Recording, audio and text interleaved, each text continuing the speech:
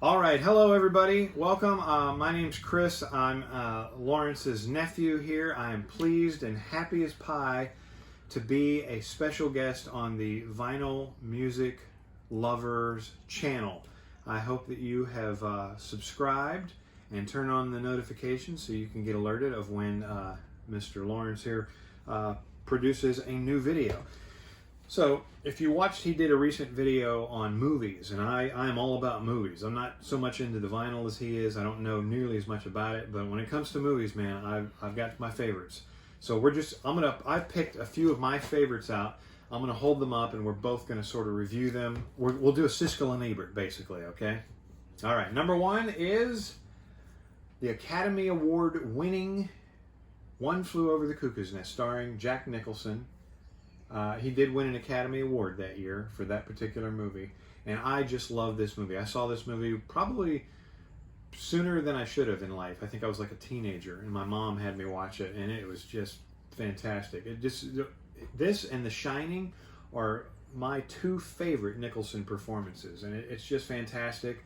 Just as a brief synopsis, he goes into a mental institution. I think the reason he's put in there is because he had some charges against him for soliciting a minor, and he didn't want to go to jail, so he may have faked a little craziness, so he didn't have to go to jail and go to the mental institution instead.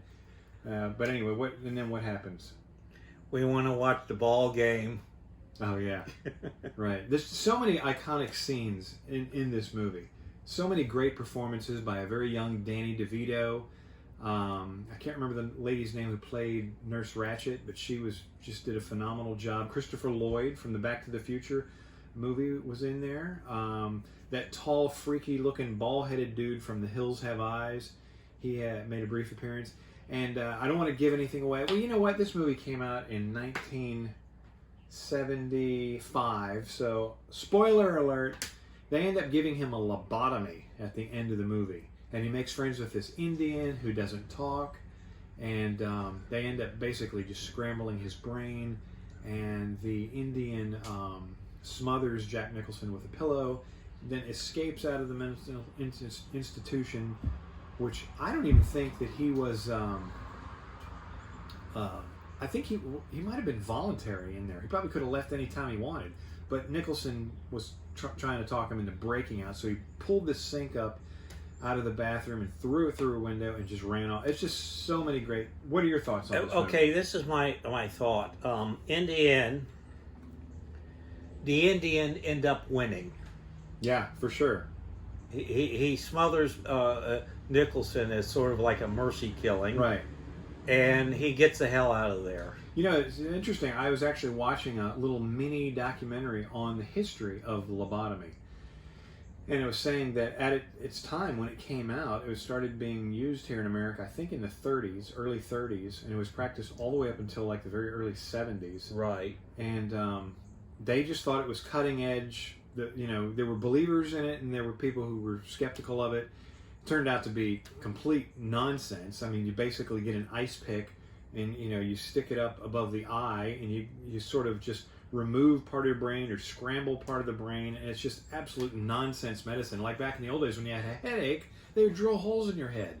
That's how barbaric and nonsensical it was. So thank goodness. Also, I will mention the Kennedys. One of the Kennedy's daughters. Yes, I think I remember that being Yeah, mentioned. I had a mental problem where she was too hyper, and they wanted to pull her out a spotlight because they, not a good image for the family, and especially since the father had presidential ambitions for his son, so they had to do something with this daughter. She had a medical procedure on the brain, which was crude at the time, and ended up much worse. Yeah. And they institutionalized her. Yep. Some people who got on lobotomy, not anybody.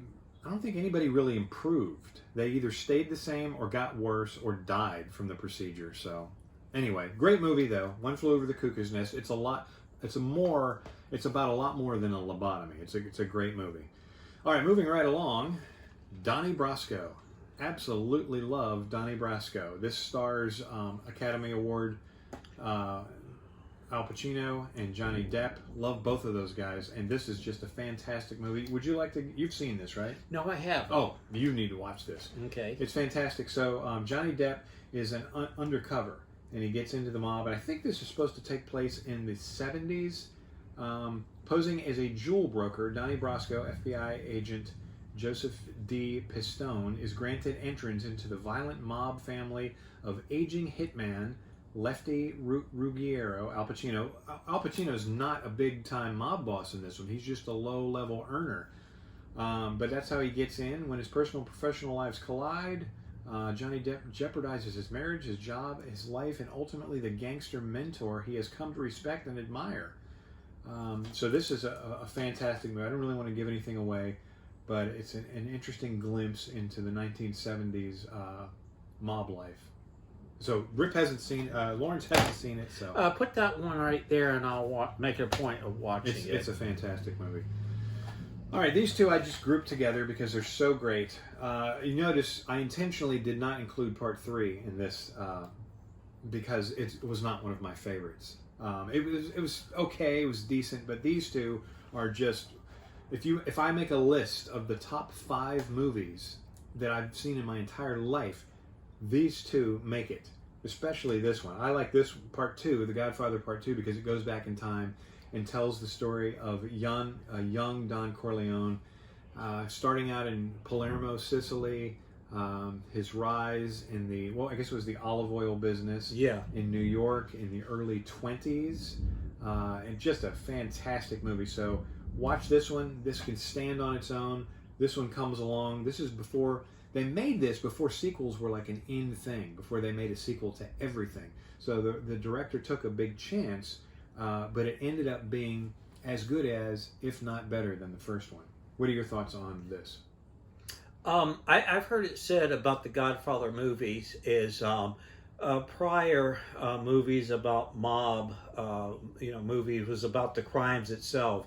This one focused, it had the crime, but it focused on about the family, the inner structure of the family. Yeah, they really didn't get into the specifics of everything they did. It just sort of how it affected everyone around it, and just all the different ways it impacted their lives.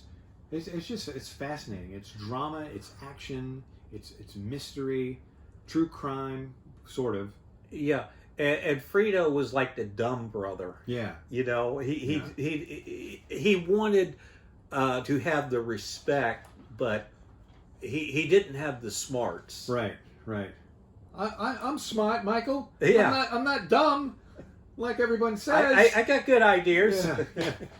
All right, and then last but not least, if somebody said, tell me your top 3 movies you've ever seen in your life, and this is one of the first movies I've ever seen in my life, right here, the original iconic Jaws.